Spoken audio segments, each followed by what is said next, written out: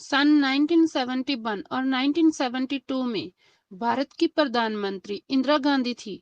इंदिरा गांधी के द्वारा 1975 में देश में एक ऐसी इमरजेंसी लगाई गई थी जिसने भारत देश के लोकतंत्र को तानाशाही में तब्दील कर दिया था। वास्तविक रूप में ये इमरजेंसी तीन तरह की होती है। Number 1 national emergency, number 2 president rule emergency, number 3 financial emergency.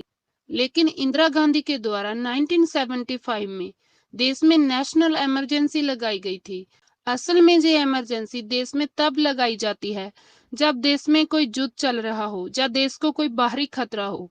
लेकिन ये इमरजेंसी लगाने की बजाय इंदिरा गांधी की रायबरेली से हुई जीत थी। वहां इंदिरा गांधी ने संयुक्त समाजवादी पार्टी के नेता राजनारायण को वोटों में हराया था।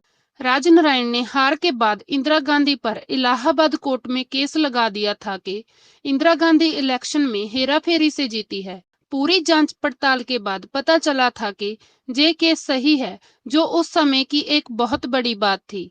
केस के बाद 18 मार्च 1975 में कोर्ट ने इंदिरा गांधी को पेपर भेजकर कोर्ट में बुलाया था। ये उस समय की हैरान कर देने वाली बात थी, क्योंकि ये पहली बार हुआ था कि भारत देश का कोई प्रधानमंत्री पहली बार कोर्ट में गया था। उस समय उस कोर्ट के जज ने इंदिरा गांधी को इस केस में जिम्मेदार ठहराते हुए इंदिरा गांधी को 1975 में 6 सालों तक किसी भी चुनाव में खड़ने के लिए बैन लगा दिया था। जिसके बाद ये फैसला इलाहाबाद कोर्ट से होने की वजह से इंदिरा गांधी ने सुप्रीम कोर्ट में इस केस की जजमेंट के खिलाफ अपील से स्टे ले ली थी, जिससे अगला फैसला आने तक उन्हें प्रधानमंत्री बने रहने की राहत मिल गई थी। लेकिन इंदिरा गांधी को पता चल गया था कि वो इस केस में अब बचेगी नहीं और उसके पास अपनी पावर दिखाने का यही सही मौका है।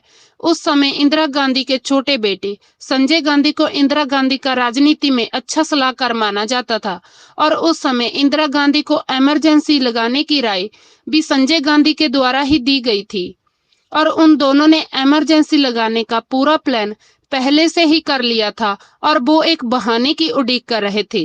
ये बहाना इंदिरा गांधी को 1975 में तब मिला जब जयप्रकाश नारायण ने पुरानी दिल्ली में इंदिरा गांधी के खिलाफ एक आंदोलन में पूरी कांग्रेस पार्टी के बेत खोल दिए थे और इंदिरा गांधी ने इसी आंदोलन को मुख्य रखते हुए रातों रात इमरजेंसी लागू कर दी थी।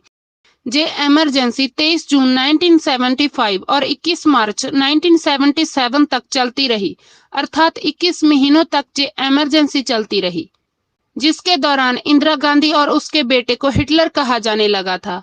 इस इमरजेंसी में 25 जून 1975 में उन मंत्रियों के नाम भी लिखे जाने लगे जो इंदिरा गांधी के विरोधी थे और उन्हें जेल में डालना था।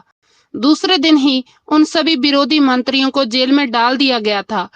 उस समय की जांच के अनुसार उस समय 36,000 लोगों को अरेस्ट किया गया था।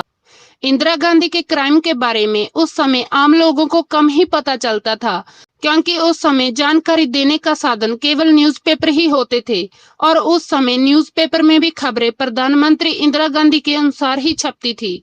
सबसे हैरान कर देने वाली बात तो ये है कि उस समय पूरे इंडिया में लाखों लोगों की नसबंदी भी करवाई गई थी, क्योंकि जिससे लाखों लोगों की नजर राजनीति से हटकर अपनी सेहत में हो जाएगी और उस समय लाखों लोगों की मौत नसबंदी के ऑपरेशन के दौरान ही हो गई थी।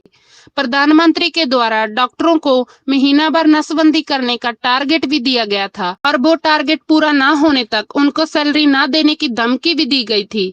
उस समय 15 से 70 साल तक के लोगों की नसबंदी की गई थी, जिसे ये कहकर कर दिया जाता था कि ये जनसंख्या को कम करने के लिए रूल पास किया गया है। ये था एक राजनीतिक इतिहास का काला सच, जिसने लोकतंत्र को देश में से खत्म करके हिटलर राज को जन्म दे दिया था। अगर आपको वीडियो अच्छी लगी तो लाइक और कमेंट जरूर करें और चैनल को सब्सक्राइब भी जरूर करें।